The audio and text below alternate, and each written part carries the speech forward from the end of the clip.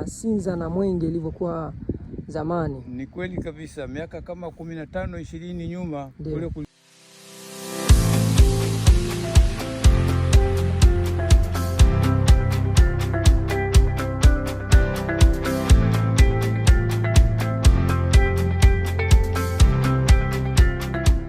kwenye hii barabara. Kiwanja kilichowekewa doti ndio hichi hapa. Kilichowekewa doti. Kuanzia hapa mpaka pale. Sio haina kona. 20-37. Kiwanja kina upana wa mita 20 na marefu ya mita 37.